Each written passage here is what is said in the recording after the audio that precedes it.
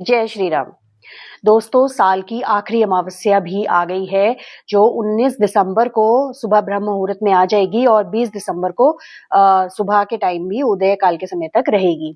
और ये आखिरी अमावस्या तो है ही, उसके साथ ही ये बहुत ही महत्वपूर्ण है क्योंकि ये पौष अमावस्या है, जिसे मोक्षदायिनी अमावस्या भी कहा जाता है।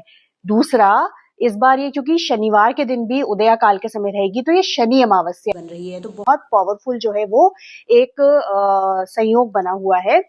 और इस दिन मैं new moon full moon ritual हर बार लेकर आती हूँ, तो लेकिन इस बार मेरा जो ये रिचुअल है, जो एक्टिविटी है, ये पितरों के निमित्त है, पितरों के लिए समर्पित है। तो इस दिन ना, अगर आपकी लाइफ में भी कुछ ब्लॉकेजेस बने हुए हैं, घर में कलह है, घर में शांति नहीं है, नेगेटिविटी है, काम बनते बनते बिगड़ जाते हैं, संतान की तरफ से दिक्कत है, करियर की तरफ से दिक्कत है, तो हो सकता है कि आप पे भी पितृदोष से आप जो है प्रभावित हों, या आपकी कुंडली में भी पितृदोष हो सकता है। तो इन्हीं सब से संबंधित रेमेडीज या इन्हीं सब से संबंधित एक्टिविटीज की हम इस वीडियो में आज बात करेंगे। मिस्टिक पाथ बाय प्रतीक्षा पे आप सभी का बहुत बहुत स्वागत है। और जो है, आप इसी तरह सपोर्ट करते रहिए। और अगर आप चाहते हैं कि 21 तारीख को वर्ल्ड मेडिटेशन डे है और उस दिन आप मेरे साथ लाइव मेडिटेशन करना चाहते हैं, तो आप कमेंट बॉक्स में लिख के मुझे बताइए। यस, अगर आप लोग लिखेंगे तो मैं उस दिन जो है लाइव आकर लाइव मेडिटेशन जो है वो उस दिन कराने का विचार कर रही हूँ। चलिए, तो अभी बात आज के वीडियो पे हम करते हैं। तो मोक्षदायिनी अमावस्या, नाम से पता लग रहा है कि मोक्ष को प्रदान करने वाली अमावस्या है।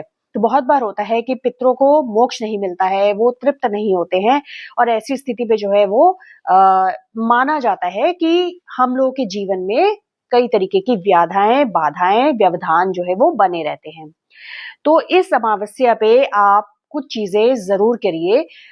लेट गो वाला जो मैं कहती आई हूँ, करती आई हूँ, वो सब तो आप करिएगा ही, लेकिन आप दिन की शुरुआत एक तो अगर संभव हो ब्रह्म मुहूर्त में स्नान कर लीजिएगा।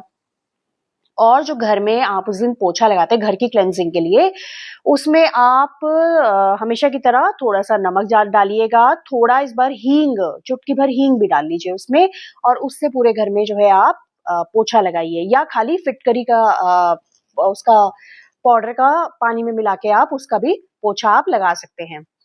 उसके साथ आप क्या करिए, आप जो है जब नहा धोकर आप पितरों को एक जल में, तांबे के लोटे में जल लेके उसमें थोड़ा गंगा जल मिलाइए, काले तिल डालिए, और वो पितरों का ध्यान करते हुए जो है वो पितृदेवताभ्यो नमः का जाप करते हुए तर्पण करिए। और तर्पण हमेशा दक्षिण दिशा की तरफ मुख करके किया जाता है पितरों का, ये आप करिएगा।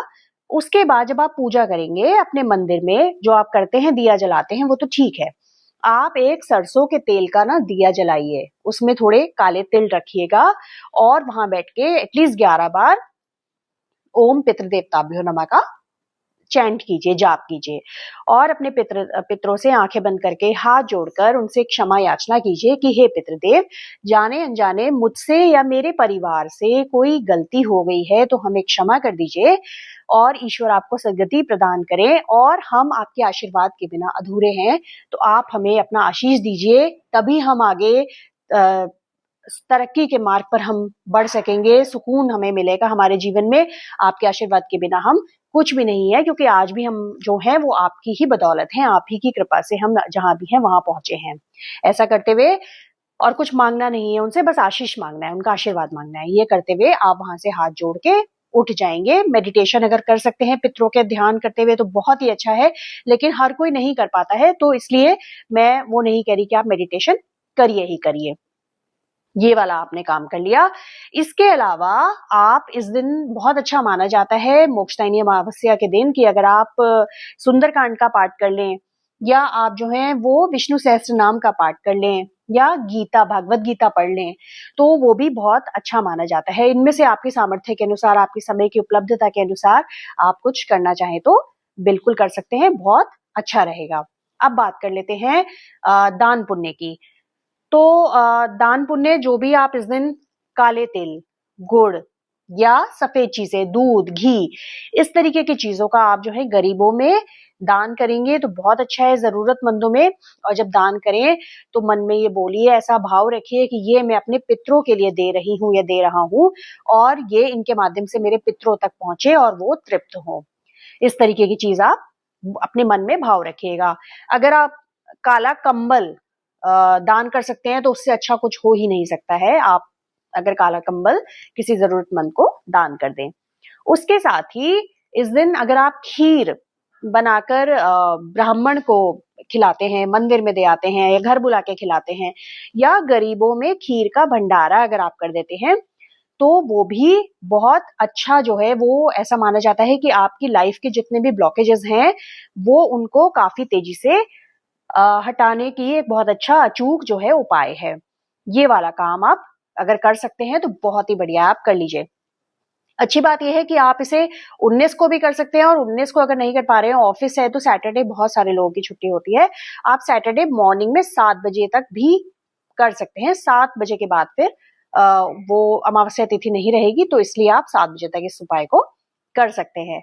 उसके अलावा जो मैं हमेशा कहती हूँ, लेट गो करना है। लेट गो आप जो भी आपको, क्योंकि साल की आखिरी अमावस्या है, तो जो भी इस साल का जो भी आपका हैवीनेस है, जो भी भारीपन है, जो भी मन पे बोझ है, वो सब आप कल हर हाल में उसको जो है ना, बिल्कुल आप अपने मन से निकाल दीजिए। नए साल में वो सब लेके आप अपने अंदर भर के वो आगे बढ़िएगा।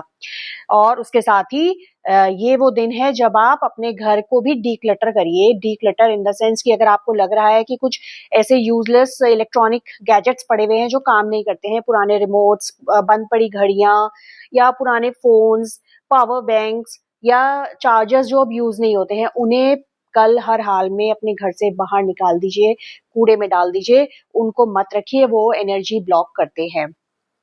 आपके रूम में जो भी फर्नीचर है उसको कोशिश कीजिए कि, चाहे अगर स्पेस की कमी है, आई एग्री कि बहुत बार फ्लैट्स में इतना पॉसिबल नहीं होता है, तो थोड़ी देर के लिए ही उनको जो है ना, हिला के उनकी पोजीशन बदल दीजिए। आधे घंटे बाद उनको वापस उनकी जगह पे कर दीजिए।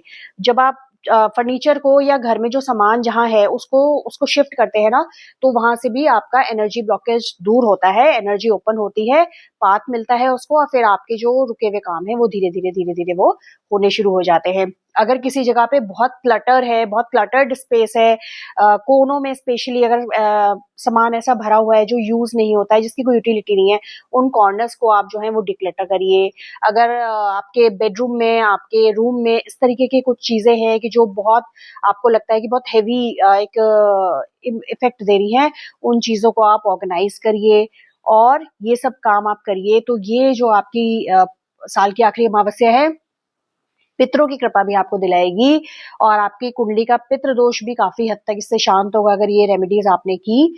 और साथ ही आपके जो ब्लॉकेजेस है, एनर्जी ब्लॉकेजेस जो है, वो भी दूर होंगे, और फिर आप इन सब जो आपकी लाइफ के ब्लॉकेजेस है, इन्हें दूर करके उसके बाद ही आप नए साल में जो है वो प्रवेश करिएगा। तो आई होप कि आपको ये वीडियो काफी इंफॉर्मेटिव लगा होगा, और आप लोग इनमें से कुछ एक्टिविटीज करेंगे, और करेंगे तो फिर मुझे इंतजार रहेगा आप लोगों के फीडबैक का कि आपको कैसा लगा। और यदि आप सही में आप लोग इंटरेस्टेड हैं मेडिटेशन लाइव करने के लिए, तो आप कमेंट बॉक्स में यस लिखिएगा। अगर थोड़े भी लोग हुए तो मैं 21 को 8 बजे शाम को एक सेशन, हाफ एन आवर का लाइव सेशन मेडिटेशन का करवा सकती हूँ। जय श्री राम।